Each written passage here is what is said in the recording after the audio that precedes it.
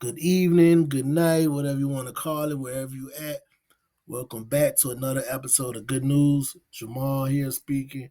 I'm a grateful person in recovery, recovering from substance abuse and mental illness. And I apologize. I really do apologize because I promised you guys to come with part two of my story. And believe me, I am coming, but I felt that this episode was needed because of the week that we have had in our community. This week in our community, Monday the 19th, I believe Monday was the 19th. Yes, Monday was the 19th. We lost Stephen Twitch Balls, who was a DJ on Ellen DeGeneres talk show. He was like known as the dancing DJ, had a real seemed to be a real pleasant attitude, and sources say it was apparent suicide. Um, this is what I'm getting from TMZ and all over. I'm not doing this stuff for ratings. I'm bringing awareness, and I just want to serve. Uh, Very unfortunate, man. You just never know what a person is dealing with. Um, I know I suffer from mental illness. I have several diagnoses: persistent depression, anxiety disorder, PTSD, ADHD, and obviously severe opioid disorder. And and these are I go to doctor for this. I take medication for this. I take Wellbutrin, I take Zoloft, among some other things. But I also do breathing treatments. When I say treatments, I mean meditation, practice healthy breathing, different type of coping skills. Because you don't want to get too reliant on that medicine to mess your body up. But sometimes certain certain situations warrant that you gotta take your medicine because there's so many different types of mental illness. And in our community, we don't like to talk about mental illness, especially being a male and being black on top of that. Or I can honestly be honest with you, I hate to just say like and black, but to be honest with you, if you come up in that type of environment of poverty, down south, poor, we was raised, man, don't cry, be tough, be hard, and don't talk about it. If you grown up in the penal system or by the state, whether you was in group homes, foster care, what have you, you know, especially just being a man, we taught to hold it back. It's weak. Crying is a sign of weakness. I seen somebody cry, oh, you a punk, and we hold stuff in. And especially as we get older, we always like to seem in control of things. And sometimes it's just not the case. Sometimes, we come across hard times. Um, Around this time of the year, depression is really suicide rate is crazy around these holiday times for those who celebrate the holidays. I don't, but even if you don't celebrate them and you just look at it just a time to be around your family, it can tend to be stressful. It's a lot of pressure. So I don't know what Brother Twitch was going through, but it apparently it got the best of him. We never know what an individual's dealing with, what they're going through, what they've been through, the underlying issues. Such as myself, a lot of things that I went through as I got older come from underlying issues. Today, we lost another entertainer, young brother, man, 22 years old, man, he ain't even started living yet. Brother born in 2000. Brother born April the 7th, 2000. Apparently, rumor has it, that it was an overdose.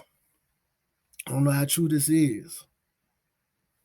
I hope that's not what happened. But if it is, I'm not gonna look at him no differently. My heart just go out to his family. He was signed at 1017, which is Gucci Man record label. If any of y'all familiar with the rapper from Memphis named Pooh Shiesty, but this was his cousin. They both from Memphis, and Memphis is taking a big hit. Dolph just passed away, and now this, and amongst other entertainers in the industry. And the thing about this situation is, I looked at some of his IG videos and his last post, man, and who I seen was myself.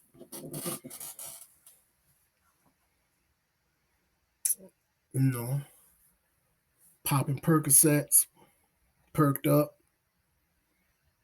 nodding, bobbing and weaving and dragging along in the voice. You're crying out for help, man. I've been there. And the thing about that situation is, it's hard to tell a motherfucker something, man, when they got money. See, when you got money in your pocket, it's hard to tell a motherfucker, stop doing such. Man, nigga, motherfucker, fuck you. I got plenty of money, got diamond chains and all this, you know.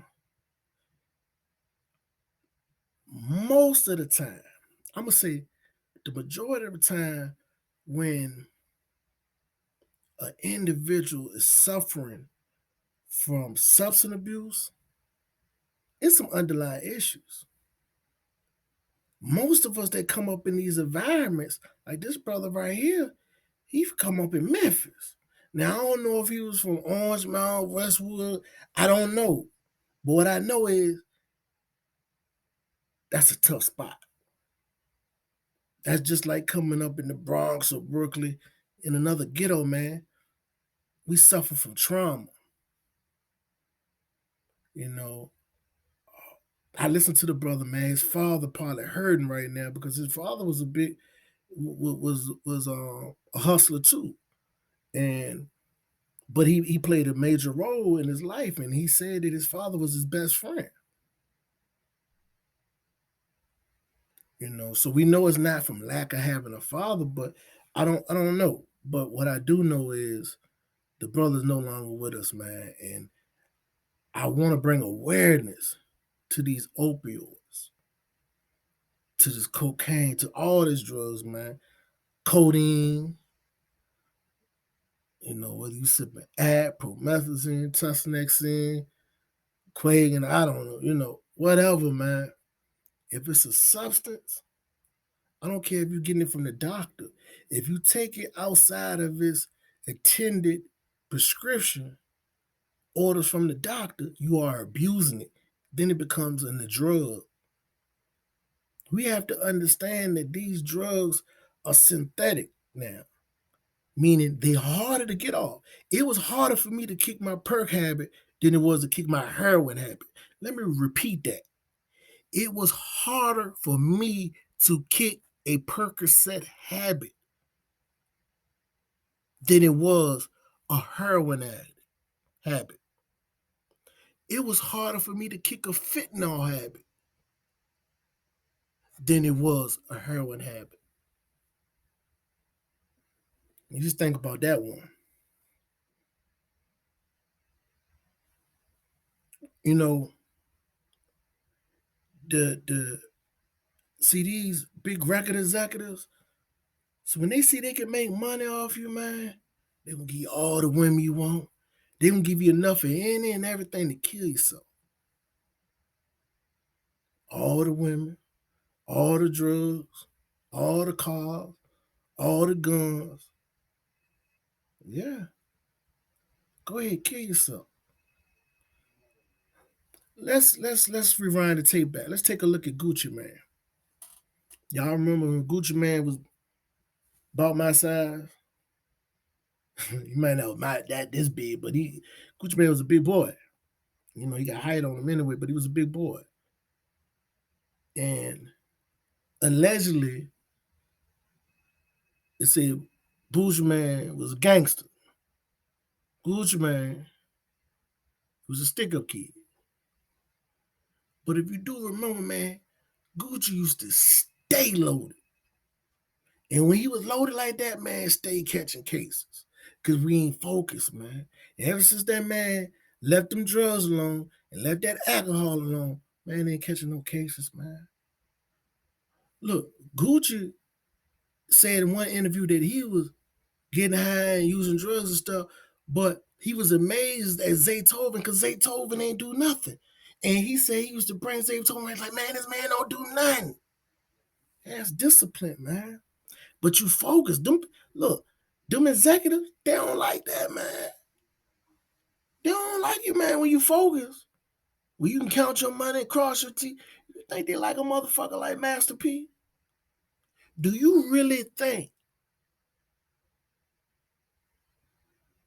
Master P was getting loaded like he said, man, crack like this? Hell no, man.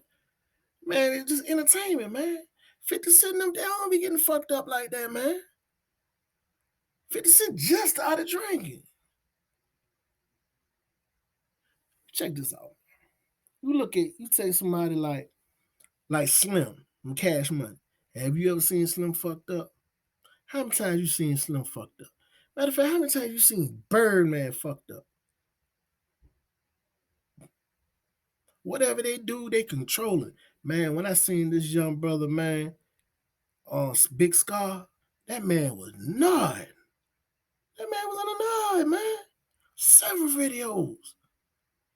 I bet you won't none of his homeboys when he was in Walmart, ain't none of them trying to tell that man. But at the same time, I understand. You can't, because I know how I was.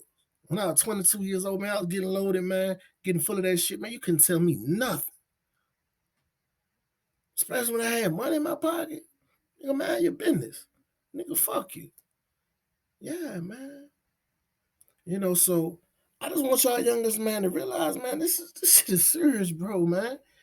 If you bang anything out them streets, man, you must want to die. You must want to die.